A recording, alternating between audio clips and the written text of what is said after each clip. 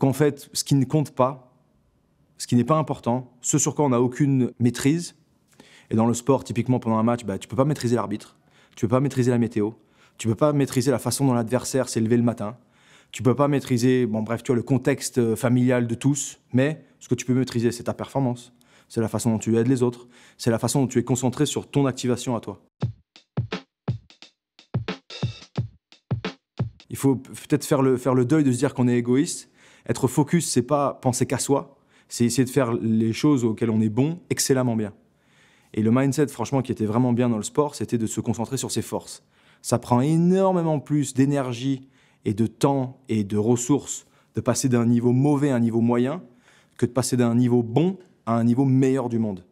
Et ça, dans tout ce que tu fais, c'est une réalité. Et dans le sport, on avait vraiment tendance, ou dans le rugby en tout cas, à se concentrer sur nos forces. Les leaders qui fouettent, tu sais, pendant des mois et des mois et des mois, ça fonctionne, hein. Ça transforme des équipes, ça transforme des groupes, mais au bout d'un moment, ça s'épuise. Alors qu'il n'y a rien de plus puissant quand les règles sont faites et sont auto-appliquées en interne, cette fameuse police interne. Et l'autodiscipline, c'est un peu la même chose, mais à l'échelle individuelle. Si demain, on me dit, il faut que tu manges ça, il faut que tu boives ça, il faut que tu dormes comme ça, il faut que tu t'entraînes comme ça, mais que j'y crois pas à moitié, ça fonctionnera pendant un petit moment, mais c'est jamais une situation qui peut être pérenne. C'est du court terme. Si moi, je suis vraiment animé du fait de me dire « je vais chercher ce qui, moi, me correspond en tant que sommeil, en tant que nutrition, d'hydratation, etc. » et si tu mets des convictions, quoi, en gros, des vraies convictions sincères, ça, c'est pérenne. Ça peut être quelque chose qui peut être pérennisé dans le temps. Donc, cette auto-dictature de comment je dois me comporter, pour moi, elle est absolument clé. Et surtout, elle permet d'être performant dans la durée. J'ai trouvé déjà quelque chose qui... Je mets beaucoup de cœur et de passion dans ce que je fais. Je suis extrêmement mauvais au poker.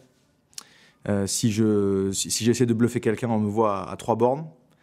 Et c'est la raison pour laquelle j'ai pris tellement de plaisir dans le rugby. C'était un plaisir absolu pour moi. Et pourtant, c'était dur, hein. C'était même très dur. Il y a énormément de sacrifices, il y a beaucoup d'entraînement, il y a plein de trucs que je n'avais pas envie de faire. Mais j'y allais avec énormément de plaisir parce que j'étais habité par la mission, j'étais habité par mes convictions, j'étais habité par l'amour que j'avais pour mes coéquipiers. Et donc, tant que tu amènes du cœur, de la passion, qui tu es dans ce que tu fais, c'est quand même vachement plus simple, quoi. Y a un travail qui est assez complexe, d'auto-analyse. La connaissance de soi, quand même, c'est la base même de toute progression. Et des fois, c'est pas facile. Des fois, tous, on a envie de cacher 2-3 problèmes sous le tapis. Et on n'ose pas trop avoir le courage d'adresser qui on est vraiment, quelles sont nos faiblesses. Et ces faiblesses qui sont en fait des angles morts qu'on n'arrive pas à voir, c'est sans doute celles-là qui sont les pires.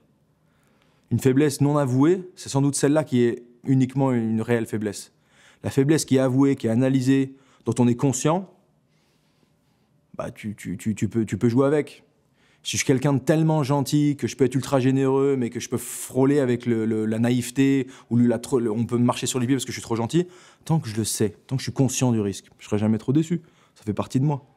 Donc le plan et le conseil que j'aurais, c'était d'abord d'être très à l'aise et très en phase avec la réalité de qui on est. Donc ce que je vois dans le miroir, est-ce que j'ai envie de l'analyser? Est-ce que j'ai envie d'être honnête? Est-ce que j'ai envie d'être vulnérable? Est-ce que je suis prêt à être vulnérable? Et ensuite, c'est de mettre un plan où tu vas pouvoir comportementaliser les choses. Parce que pour moi, ça m'a toujours beaucoup aidé.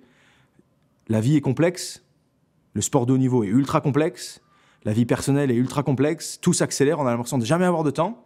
Mais au final, quand on appuie sur pause, qu'on met les choses dans des compartiments, eh bien, on arrive à voir un peu plus sereinement ce qui se passe. Et on arrive comme par hasard à trouver du temps. On arrive à se concentrer sur ce qui compte vraiment le plus et à se décharger de plein de trucs qu'on fait souvent qui sont une perte de temps et d'énergie. Et comme par hasard, le plan avance.